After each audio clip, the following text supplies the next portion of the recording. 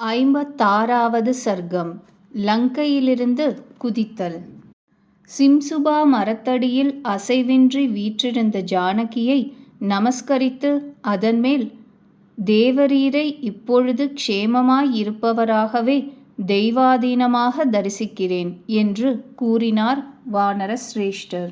அப்பொழுது சீதை திரும்பவும் சமீபம் வந்திருந்த அந்த ஹனுமாரை பார்த்து, பர்த்தாவின் மீதுள்ள அன்பை வெளியிட்டு காட்டுகின்ற ஒரு சொல்லை இன்னொரு தரம் சொன்னாள். சத்ரு வீர சம்ஹாரகரே, நீர் ஒருவரே கோரிய வண்ணமே இந்த காரியத்தின் பல சித்தி பெறும் விஷயத்தில் போதுமானவர். உமது பலத்தின் பெருமை புகழ்ந்தாவதாயில்லை.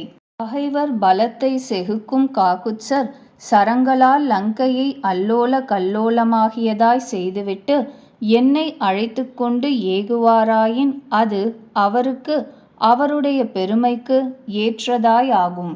ஆதலின் எப்படியானால் பகைவர்களை வலிமையால் வெல்லுதல் என்பது அந்த போரில் சூரராகிய மகாத்மாவுக்கு அனுரூபமாய் விளங்குமோ அப்படி நீர் சொல்ல வேண்டும். ஹனுமார் அவளுடைய பெரும் பயனுடையதாய் யுக்தி யுக்தமாய் தன்னியதான அந்த வாக்கியத்தை கேட்டு ஒரு பேச்சை பதிலாய் மொழிந்தார்.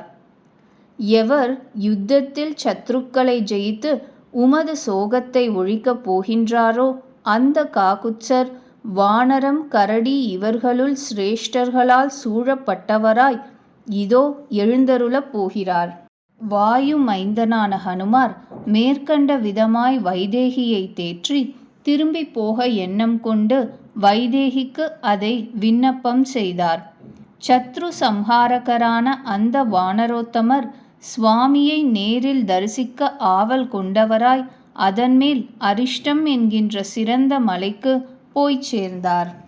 உயர்ந்த பத்மகம் என்ற மரங்கள் அடர்ந்துள்ள கருத்த வனவரிசைகளாலும் கொடி முடிகள் இடையில் படிந்த மேகங்களாலும் உத்தரியத்தோடு ஆடை அணிந்ததை போன்றதும் சுபமான சூரிய கிரணங்களால் அன்போடு துயிலெழுப்பப்படுவதை போன்றதும் வெளிப்பட்ட தாதுக்களால் கண்களாக கொண்டு விழித்து கொண்டிருப்பதை போன்றதும் கம்பீரமான வெள்ள பேரொளிகளால் வேதமோதும் மலையை போன்றதும் ஸ்பஷ்டமான மலையருவிகளின் ஓசைகளால் இசை பாடுவதை போன்றதும் மிக உயரமான தேவதாரு மரங்களால் கைகளை உயர எடுத்த தவசி போன்றும் நீர்வீழ்ச்சிகளின் பேரொளிகளால் எங்கும் எதிரொலியுடன் இறைவதை போன்றதும் அசைகின்ற கருத்த சரத்கால மேகங்களால் நடுங்குகிறதை போன்றதும் காற்றால் ஆடுகின்ற கீச்சகம் எனப்படும் மூங்கில்களால் கூவிக்கொண்டிருப்பதைப் போலவும்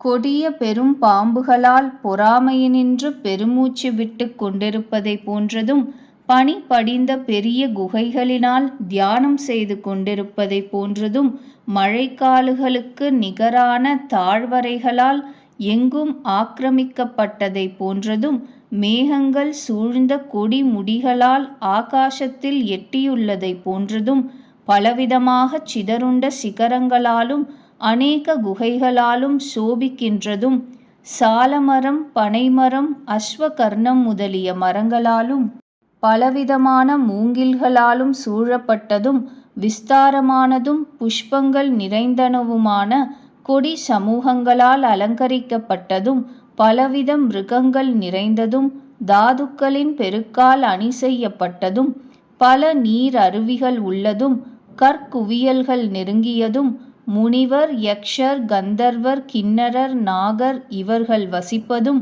கொடிகள் மரங்கள் செறிந்ததும் சிங்கம் வசிக்கும் குகைகளை உடையதும் புலி கூட்டங்கள் நிறைந்ததும் ருச்சியுள்ள கிழங்குகள் பழங்கள் இவையுள்ள விருட்சங்கள் உள்ளதுமான அந்த மலையில் வாயு குமாரரான ஹனுமார் ஸ்ரீராம தர்சனம் சமீபத்தில் இருப்பதால் பரமானந்தத்தால் அதி உற்சாகத்தில் இருப்பவராய் ஏறினார். அழகாயிருந்த மலை தாழ்வரைகளில் அவரால் காலடிகளால் மிதிக்கப்பட்ட கற்கள் அதனால் பொடியாக்கப்பட்டவைகளாய் சத்தமிட்டு கொண்டு சிதறுண்டன. அந்த மகாகவி அந்த சிறந்த பர்வதத்தின் மேல் ஏறி சமுத்திரத்தின் தெற்கிலிருந்து வடகரைக்கு போக எண்ணியவராய் வளர்ந்தார்.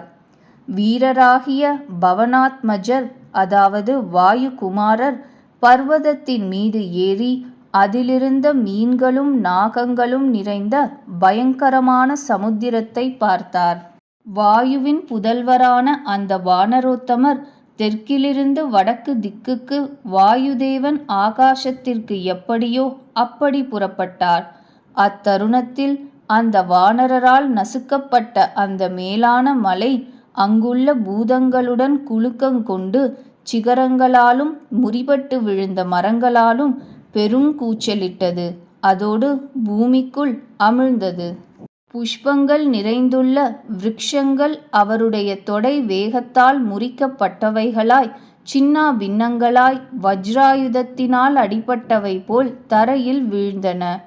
குகைகளில் அகப்பட்டு பீடிக்கப்பட்ட மகா பலமுள்ள சிங்கங்களின் அந்த கர்ஜனை பயங்கரமாய் ஆகாயத்தை பிளந்து கொண்டு செவிப்பட்டது.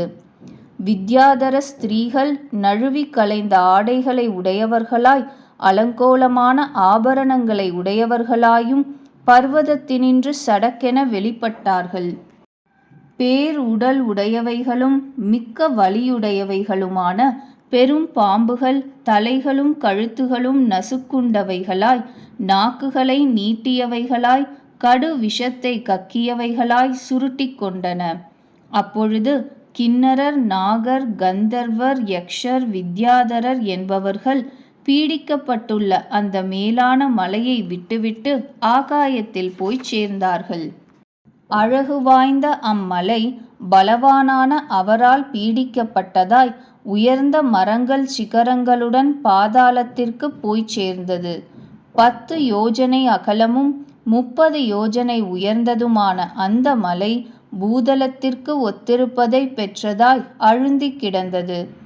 அலைகள் மோதும் கரைகளை உடைய பயங்கரமான உவர் கடலை தாவதற்கு எண்ணம் கொண்ட அந்த வானரர் அனாயாசமாய் வானத்தில் எழும்பினார். 56வது சர்க்கம் முற்றிற்று.